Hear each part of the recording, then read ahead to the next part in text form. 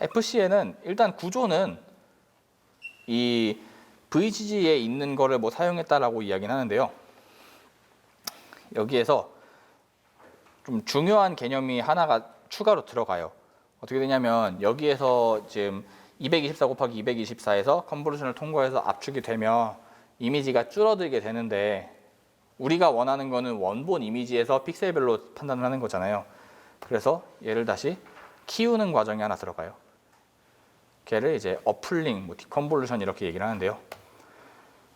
어플링은 뭐냐면은 둘 다 그냥 개념적으로 생각을 할 때는 컨볼루션 하면 우리가 필터를 거쳐서 이게 뭐 3 곱하기 3이면은 9개의 칸이 하나의 점 값이 됐죠. 그거 역과정이라 생각을 하면 되거든요. 그래서 위에 있는 아니면 맥스 풀링도 똑같이 뭐 2 곱하기 2라 하면은 4칸짜리가 하나의 점으로 됐고 역으로 풀링은 뭐 지금 보시면은 위에가 기존 풀링이다 해서 맥스 풀링을 적용한 모습인데 0000이 0 하나가 됐잖아요. 그리고 그 오른쪽에 2칸 넘어가면 1101이 1 하나 값이 됐고 걔를 뒤집어서 해보면 0은 맥스가 0이었다는 얘기니까 그냥 0000 4칸으로 복원을 할 수 있고요. 그 오른쪽에 있는 1은 조금 달라지긴 해요. 그러니까 맥스 값이 1인 건 아는데 모르잖아요. 나머지 값은. 애초에 맥스만 뽑아냈다 하면. 근데 뭐 그냥 1111 같은 걸로 채우는 거예요. 그러면은 오른쪽 아래처럼 0000, 1111, 0000, 또 0000, 1111, 0000 같은 모양으로 복원이 되는 걸 알 수 있죠. 물론 복원이라고 하기에는 좀 차이가 커 보이지만 이렇게 돼 있다는 모양은 유지가 되고요. 그리고 디컨볼루션은 컨볼루션을 역연산을 하는 거예요. 원래 컨볼루션은 이제 맥스 대신에 필터를 겹쳐서 대응되는 위치에 따라서 숫자를 곱하고 쭉 더해서 1.2라는 값을 낸 거였다면은 기존에 있던 거는 이제 여기에서 그러니까 원본을 뭐였어야 컨볼루션 결과가 얘가 나올까 이걸 생각하는 거예요. 물론 얘도 원래 우리가 합성고 필터 생각했을 때 그 각각의 파라미터였던 것처럼 그 필터도 파라미터가 되는 거고. 그래서 이걸 이용해서 아까 32분의 1로 이미지 크기가 줄어들었다 그랬잖아요. 걔를 얘처럼 학습 가능한 파라미터를 이용해서 다시 이미지 사이즈를 키워요. 그리고 그 이미지 사이즈를 키웠을 때 그럼 원본 이미지랑 그 이미지 크기가 맞죠. 그러면 이제 픽셀별로 비교를 할 수가 있는 거예요. 우리가 지금 이 오른쪽에 있는 것처럼 뭔가 이미 참값이 있는 거거든요. 얘는 지금 출력 채널이라서 결과값은 아닌데 참값이라 그러면은 이런 게 참값이라 생각을 하면 되겠네요. 위쪽 이미지가 있을 때 아래쪽 이미지처럼 참값이 있어요. 이 참값이랑 저 FCN 네트워크를 통해서 나온 값이랑 비교를 하는 거예요. 그러면은 픽셀별로 얼마나 달라졌는지 볼 수가 있죠. 걔를 손실함수로 최소화를 하면은 잘 맞출 수 있게 된다 하는 걸 알 수 있고요. 사실 그걸 위해서 저 크기를 올렸다 볼 수도 있고, 채널은 물체 클래스 개수다라고 이야기를 했는데요. 이거는 왜 이렇게 되냐면은 픽셀 하나만 가지고 생각을 해봐요. 픽셀 하나만 놓고 생각을 하면 이 픽셀이 지금 얘 같은 경우는 개 픽셀인지 자전거 픽셀인지 트럭 픽셀인지 나무 픽셀인지 이런 식으로 돼 있죠. 그냥 픽셀 하나만 놓고 보면 일종의 분류라고 생각하면 되죠.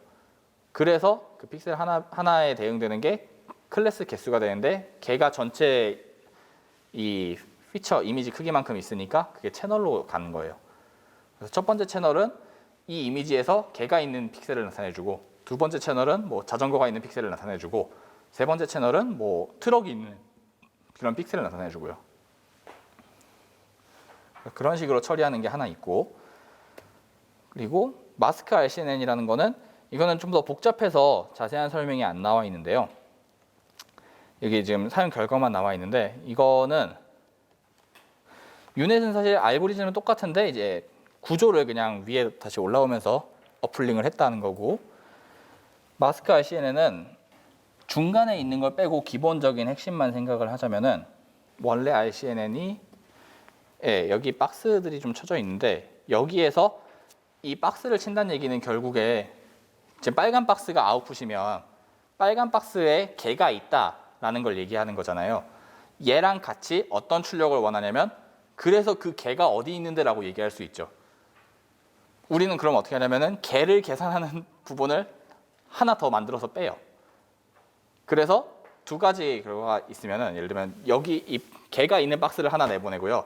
그 박스 중에 그 물체가 있는 픽셀의 위치를 이렇게 흑백으로 마스크로 만들어서 내보내줘요. 마치 이런 것처럼. 그러면은 그 마스크만 놓고 보면은 이 오브젝트가 있다, 물체가 있다는 걸 알 수 있고, 아까 그 박스를 보면은 그 물체가 뭔지를 알 수 있죠. 그렇게 나눈 거를 이제 마스크를 쓴 RCN이라 해서 마스크 RCN이라고 생각을 하면 될 것 같아요. 원래는 사실 뭐 더 자세한 구조가 있긴 한데 그게 지금 설명이 좀 어려워서 빠져 있고요. 얘는 이제 뭐 어디에 쓸 수 있는지를 생각해 볼 수 있는데 일단 결과는 뭐 이렇게 잘 나온다고 되어 있고, 이 탐지 같은 경우에는 이런 식으로 좀 많이 쓰인다고 그랬잖아요. 근데 이 분할 같은 경우에도 비슷하게 사용할 수가 있겠죠. 그리고 뭔가 탐지는 그냥 박스만 쳐져 있는데 그거를 우리가 더 정확히 보고 싶다, 겹치어 있는 물체를 뭐 분할하고 보고 싶다 이런 경우에 이렇게 될 수도 있고, 아니면은 조금 더 생각을 해볼 수 있는 게 뭔가 이미지에서 내가 얘 말고 여러분들이 알 수 있을 만한 예시로 같은 경우에는 배경 제거 같은 게 있을 수 있어요. 배경 제거 알고리즘 같은 걸 통해서 우리가 배경을 지우고 나를 합성하고 싶을 수가 있잖아요. 예를 들면 제가 지금 여기서 이러고 있는데 사실 이러고 있는 게 아니라 뭔가 해변에서 뭔가를 하고 있는 것처럼 합성을 하고 싶으면 제 사진에서 딱 사람만 남기고 배경은 싹 지워버려야 되잖아요. 그럴 때 사람이 위치한 픽셀만 구분해야 될 수도 있죠. 그래서 이런 게 쓰이는 게 제가 그쪽 알고리즘을 정확히 알진 못하지만 여러분들 줌 같은 거 요새 쓰잖아요. 줌 쓰면 가상 배경이 있잖아요.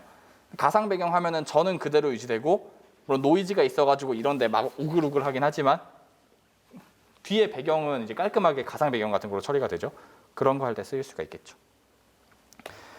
그래서 지금까지 한 거는 이제 마무리가 되고 알고리즘 배우고 뭐 활용 가능할지 생각해 보자 이런 식으로 되어 있는데요.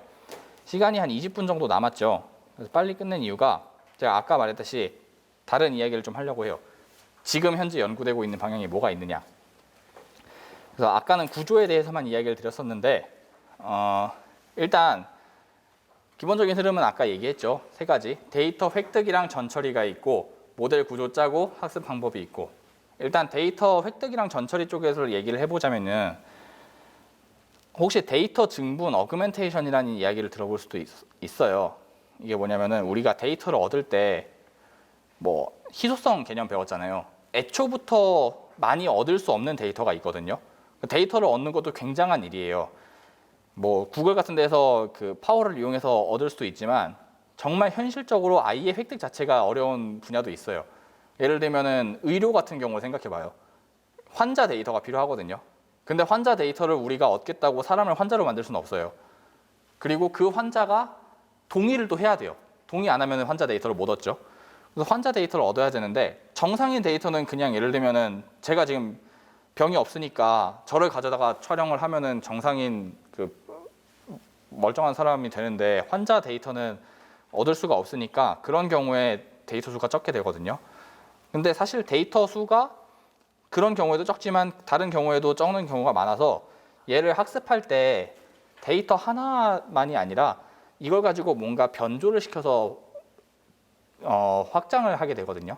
예를 들면은 아까 이미지 같은 걸 예를 들면은 학습할 때 이 개 이미지를 넣어도 개지만 이 이미지가 지금 내가 가지고 있는 데이터는 그냥 개 사진 한 장인데 얘를 조금 회전시켜요. 한 90도 회전시켰다 봅시다. 조금은 아니지만 90도 회전시켜도 개죠. 우리 모두 개라는 걸 알고 있어요. 네트워크가 그걸 보고도 개라는 걸 인식할 수 있게 개도 학습 데이터에 포함을 시키고 180도 회전 아니면은 좌우 반전, 개 좌우 반전에도 개죠. 그런 거를 모두 다 학습 데이터에 넣는 거예요. 이런 식으로 우리가 데이터를 적절하게 처리를 해가지고 결과물이 이제 안 변하게끔 처리를 해서 증가시킬 수가 있어요. 그러면 데이터 증분이라는 방법이 그런 방법이고, 이게 이미지 같은 경우에서는 이미지의 특징을 따라서 그렇게 할 수 있어요. 아까 얘기했다시피 뭐 주기적인 이미지다 하면은 패딩을 다르게 줄 수 있듯이 또 약간 변형시키고 주기적으로 이쪽을 채워 넣어가지고 얘도 같은 이미지라고 판별해라 라고 얘기할 수 있고요. 또 어떤 경우에는 지금 우리 분할 배웠잖아요. 배경을 지워도 걔는 걔죠. 배경을 지운 이미지를 넣을 수도 있어요. 사실 이런 것도 굉장히 중요한 분야 중에 하나긴 해요. 왜냐하면은 이거는 데이터 쪽에 대한 얘기는 아닌데 잠깐 딴 얘기를 하자면은 이제 배를 분류하라고 했는데 그 바다에 떠다니는 배요. 애가 바다만 보고 배라고 해버리는 거예요. 분류하라 그랬는데 비행기를 분류하라 그랬는데 하늘에 있는 것만 하늘만 보고 비행기를 하고 이런 걸 제거하기 위해서는 바다를 제거하고 배만 넣어준 이미지 이런 게 있으면 좋거든요. 그런 것 때문에 이제 데이터 처리를 해서 넣어주기도 하고요. 반대로 어떤 데이터에서는 그러면 안 되는 게 좀 있을 수도 있고 그래서 우리가 사용을 할 때 이 데이터의 특징에 맞춰서 그런 증분 같은 처리를 잘 해줘야 네트워크 학습이 잘 될 수가 있겠죠. 그래서 현재도 어떤 방식으로 이 데이터 증분을 시켜주는 게 더 좋다라고 해서 항상 저는 이게 각각 파트마다 왜랑 어떻게를 가지고 좀 논문이 나뉜다 생각을 하는데 우리가 이런 방법을 써서 데이터를 증가시켜 봤더니 성능이 좋더라. 어떻게 해당하는 결과들이 있어요. 그런 연구 결과가 있고 근데 아직은 왜 그렇게 하면 좋아지는지는 결과가 좀 잘 안 나와 있고요. 근데 그 어떻게라는 경우에 대해서는 항상 데이터 타입에 따라서 우리가 걸러들어서 우리 형편에 맞는 거를 적용해야 될 때가 있는 거고 그리고 데이터 처리 쪽에서도 이제 다른 문제 접근 방법도 있는데 애초에 적으니까 이걸 적은 수만 보고 학습을 할 수 있게 하자던가 아니면은 여러분들이 전이학습이라는 얘기를 들어봤을 수도 있는데 데이터가 많은 쪽에서 학습이 된 결과를 가지고 여기에서 사용해 볼 수 없을까 하는 개념을 가질 수도 있죠. 예를 들면은 항상 이거 우리 사람에서 시작을 한다고 생각을 하는데 사람이 어느 한쪽 비슷한 데이터셋 예를 들면은 어떤 사람이 언어 능력이 좀 좋아요. 언어를 영어도 잘하고 일본어도 잘하고 한국어도 잘하고 중국어도 잘해요. 그러면 이 사람이 아무래도 다른 언어를 배우면 더 빠를 거다라는 생각을 하는 거죠. 다른 언어 쪽에서 많이 배웠으니까 예를 들면 아랍어 같은 걸 배워도 이 사람이 더 빠르지 않을까 저보다는. 그래서 그런 식으로 이미 큰 데이터셋이 있어서 거기에서 학습한 걸 가지고 여기다 이용할 수 없을까 하는 데 대한 논의도 좀 있고요. 그래서 데이터에 대한 극복이랑 어떻게 잘 뽑을까 이런 거는 또 수학이 아니라 통계학 이런 쪽에서 논의해 볼 주제이기도 하고요. 그리고 모델 구조 쪽에서도 뭐 앞에서 얘기했다시피 다양한 구조가 있는데 왜 이런 구조가 잘 되느냐 되게 많아요. 여기 안 나와 있는 것 중에 CNN에 사실 요즘에는 거의 항상 쓰이는 배치놈이라는 구조가 또 있어요. 노멀라이제이션이라 해서 배치가 SGD를 안 했구나. 경사방법을 할 때 이게 모든 데이터를 한 번에 넣으면 너무 크니까 데이터를 조금씩만 넣거든요. 조금 넣는 걸 배치라 그래요. 근데 그 데이터 조금을 넣을 때 그 조금 안에서 데이터 분포를 균일하게 만들어주는 게 배치 노멀라이제이션이라는 건데 그걸 쓰면은 더 결과가 잘 나온다는 게 실험적으로 굉장히 많이 입증이 돼서 여러분들이 요즘에 볼만한 웬만한 거에는 다 그게 들어가 있어요. 그런 층이. 근데 걔가 왜 잘 되느냐 이게 또 결과가 나와 있긴 한데 이건 이론적으로 나와 있긴 한데 약간 원래 저자가 의도했던 거랑 결과가 좀 다르긴 해요. 잘 되는 건 맞는데 원인이 좀 다른 거죠. 이런 식으로 이제 잘 된다고 생각을 해서 넣었는데 사실 알고 보니까 잘 되는 건 맞는데 다른 이유가 있는 것도 있고 딱히 이유가 없는 것도 있고 해서 여러분들이 그 두 개를 좀 잘 구분해 줬으면 좋겠고 또 학습 방법을 이제 어떻게 잘 시킬 거냐 그리고 왜 이 방법이 더 잘 되냐라는 건데 학습 방법에 대해서 사실 우리가 얘는 기본적으로 편미분 개념을 알아야 학습을 실제로 이론으로 시킬 수 있다 보니까 내용이 빠져 있어요. 여러분들한테 이 시간에 지금 한 대여섯 시간 만에 편미분을 알려줄 수는 없으니까. 근데 기본적인 아이디어는 그 산 같은 데 위에서 내가 경사를 측정해서 측정하는 건 편미분이 있지만 경사를 측정해서 가장 빨리 가파른 쪽으로 한 걸음 내딛는다. 그걸 반복한다라는 거라 그랬잖아요. 근데 그거를 조금 더 확장을 해서 만약에 우리가 걸어가는 게 아니라 공을 딱 여기서 떨어뜨린다고 생각을 해요. 그러면 우리가 걸어가는 것보다는 공이 더 빨리 굴러 떨어진다라고 생각을 할 수 있겠죠. 멈추지 않고 가니까. 근데 공이 굴러가는 걸 생각을 해보면 우리가 한 걸음 갈 때는 여기에서 한 걸음 가요. 멈추죠. 공이 여기서 한 번 굴러서 여기까지 떨어져 왔어요. 근데 다음에 봤더니 이쪽 방향이 가장 가파라요. 공은 이쪽으로 떨어지고 있었는데 그럼 공은 일로 가요? 일로 가죠. 그래서 공처럼 원래 있던 속도에다가 가속도를 더해주는 방식으로 우리가 걸음을 내디딜 수가 있어요. 학습을 할 때. 그리고 그거를 그 영어로 해서 모멘텀이라고 해요. 그런 가속도 같은 텀을. 우리는 그냥 한 걸음 걸으면 여기에서 이렇게 바로 꺾어서 내려가지만 모멘텀이라는 걸 통하면 원래 있던 거에서 원래 내려오던 방향을 어느 정도 유지하면서 새로운 업데이트된 방향 쪽으로 방향을 틀기 때문에 마치 공이 굴러가는 것처럼 수렴 속도가 좀 많이 빨라지는 현상이 발생해요. 물론 이것도 역시 그 우리가 학습을 했던 것처럼 너무 크게 주면은 문제가 생기기도 하는데요. 그렇지 않고 잘 준다고 가정을 하면은 그냥 걸어가는 것보다 훨씬 빠르게 수렴을 하고, 그럼 얘는 왜 수렴이 되느냐? 뭐 그런 것도 당연히 이론적으로 연구되고 결과가 좀 있죠. 예를 들면은 얘는 그냥 걸어가면 10스텝인데 그렇게 가속도를 가지고 걸어가면은 한 5스텝 만에 수렴되는 걸 볼 수 있다. 똑같은 에러가 있을 때. 그런 식으로 연구가 좀 되고 있고요. 그리고 학습 방법에서 또 모멘텀 말고도 어댑티브 방법이라 해서 자주 나오는 방향 쪽으로는 그냥 한 걸음씩 가는데 이쪽 방향으로 감소하는 게 맞아 라고 얘기할 때는 이쪽 방향이 되게 잘 나와요. 한 걸음 한 걸음 갈 수가 있잖아요.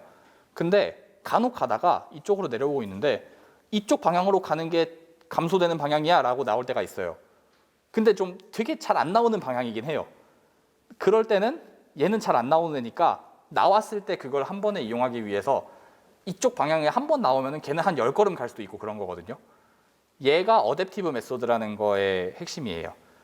잘 나오는 방향이랑 잘 나오지 않는 방향이라는 거를 또 다른 어떤 수학적 그 파라미터로 계산을 해놔가지고 얘가 잘 나오지 않는 방향인데 어느 순간 나왔다. 그러면은 그 기회를 놓치지 않고 그쪽 방향으로 한 번에 큰 스텝을 밟는 거죠. 이런 식으로 뭐 돼 있는 게 뭐 아담, RMS 프로, 뭐 아다 델타, 아다 그라드 이런 식으로 많이 있어요. 이런 게 어댑티브 방법이다라고 이야기를 할 수 있고, 거기에서도 역시 종류에 따라서 모멘텀을 쓸 수도 있고 안 쓸 수도 있고 가속도가 있을 수도 있고 없을 수도 있으니까요. 그런 얘기가 있을 수 있고요. 또 학습을 어떻게 시킬 때 이런 학습 방법에 대한 얘기도 있지만 손실 함수를 우리가 3개를 배웠거든요. L1, L2, 로스 함수, 크로스 엔트로피 함수. 이 3개만 쓰란 법이 또 없어요. 얘에다가 일단 얘가 가장 기본적인 건 맞는데 이거 3개에다가 다른 우리가 추가적인 조건을 줄 수가 있거든요. 뭐 예를 들면은 클래스 밸런스 로스라든지 포컬 로스라든지 같은 걸 통해서 우리가 분류를 하는데 데이터가 애초에 균형이 안 맞아요. 그러면 더 적은 데이터에 더 중점적으로 손실을 줄 수도 있겠죠. 다 같이 맞추려면. 그런 경우를 노릴 수도 있고요. 아니면은 데이터는 균일하게 있는데 얘는 좀 틀려도 돼요. 얘는 틀리면 안 돼요. 예를 들면 아까 자동차 같은 경우를 좀 예로 들어볼까요? 앞에 사람 같은 게 있으면 틀리면 안 되거든요. 뭐가 있다는 틀리면 안 돼요. 근데 사람이 아니라 물론 얘도 틀리면 안 되긴 하는데 뭐 전봇대보다는 사람이 중요하죠. 그런 식으로 돼 있을 때 약간의 가중치를 둬서 뭐 학습을 시킬 수도 있고요. 그래서 학습을 어떻게 할 거냐, 로스를 그렇게 수정할 수도 있고, 또 다른 되게 중요한 얘기로 이거는 내용이 좀 많아서 제가 일부러 말로만 계속 하는데 레귤러라이저라고 해서 로스에다가 웨이트의 크기를 더해 주어서 학습을 시키는 방법이 있어요. 이게 웨이트가 너무 크면 그게 무슨 말이냐면은 입력이 있을 때 걔의 영향이 너무 커져 버리잖아요. 그래서 웨이트를 일부러 작게 줘가지고 걔 영향을 좀 없애주기도 하고, 가운데 나오던 전체적인 그 중간 숨겨진 신경들의 그 활성화 크기를 낮춰주는 역할을 좀 하는데요. 걔네들에 대해서도 이제 낮추기 위해서 좀 로스에다가 아예 웨이트의 크기를 줘서 손실함수만 고려할 게 아니라 웨이트의 크기도 같이 내려봐라. 그렇게 학습을 많이 시켜요. 그렇게 많이 시키는데 걔가 이제 일반적으로 좋아요. 좋은데 여전히 이유는 부분적인 해법만 있을 뿐이죠. 그래서 여러분들이 이론적으로 가려면 이런 쪽도 좀 생각을 해볼 분야가 있어요. 이게 뭐 끝에 뭐 진로 탐색 이런 질문 시간이 있어서 이런 얘기를 하는데, 이론 쪽에서 예를 들면은 뭐 앞에 데이터 사이언스란 무엇인가 해서 정보공학 이런 얘기를 하잖아요. 정보공학이 뭐냐에 대해서 얘기할 때 되게 답이 애매하긴 한데, 그런 쪽에서 하는 게 기본적으로 이런 걸 줬을 때 걔네가 왜 잘 되는지, 이거를 학습시키는 데이터 셋이랑 트레이닝 그 테스트하는 데이터셋이랑 다르잖아요. 이 둘에서 우리가 에러를 줄이면 학습 데이터에서 손실을 최소화하는 쪽으로 학습이 되죠. 근데 테스트셋에서 에러는 모르죠. 실제로 최소화가 되는지. 얘네 둘의 차이를 이제 제너럴라이즈 일반화 에러라고 얘기를 해요. 얘가 일반화가 잘 되는 얘기는 학습 데이터로만 학습을 했는데 테스트셋에서도 굉장히 잘 된다는 얘기가 되거든요. 반대로 일반화가 잘 안 됐다는 얘기는 우리가 오버피팅이라는 개념 배웠듯이 얘에선 잘 되는데 얘에선 안 된다는 거죠. 그래서 그 일반화 에러가 네트워크 구조에 따라서 어떻게 되느냐를 연구하는 이런 분야도 좀 있어요. 그래서 아까 말했듯이 웨이트를 줄이면은 그런 일반화 에러가 줄어들기 때문에 우리가 일반적으로 학습 결과가 좋아진다라고 이야기를 하는 게 있고요. 그래서 연구 분야가 되게 많은데 저는 아무래도 좀 그 수학과라 그런지 이론적으로 좀 많이 하고 있긴 하고요. 여러분들은 앞으로 지금 다들 고등학생이니까 대학을 가서 이거를 실무에서 적용할 수도 있고 아니면은 뭐 대학교 때는 잠깐 아니었다가 그 이후에 취직을 해서 써먹을 수도 있고 뭐 아예 안 써먹을 수도 있지만 분야가 되게 여러 개 있어가지고 여러분들이 앞으로 진로를 좀 탐색할 때 이게 내가 하고 싶은 게 이쪽에 관심이 있더라도 어떤 파트에 대해서 내가 연구를 하고 싶은지 그런 걸 참 고려해가지고 진로 같은 걸 정했으면 좋겠네요. 예, 그래서 그런 얘기가 좀 있고 다양한 얘기도 좀 있는데 더 얘기를 하면은 이론적인 걸 더 깊게 들어가야 돼서 시간이 너무 오래 걸릴 것 같으니까요. 시간이 약간 빠르긴 한데 오늘 수업은 이만 마치도록 하고요. 만약에 여러분들이 질문이나 아니면 제가 지금 마지막에 얘기했던 분야에 대해서 어떤 부분에서는 제가 얘기 안 한 부분이라도 어떤 내용에 대해서 뭔가 생각을 해보고 싶은데 거기 뭐 최근 흐름이 어떤 게 있느냐 이런 거 질문하시면은 받아드리도록 할 테니까 잠깐 여유 시간 있을 때 해주시기 바랍니다. 예, 수업은 이만 마치도록 하겠습니다. 수고하셨습니다.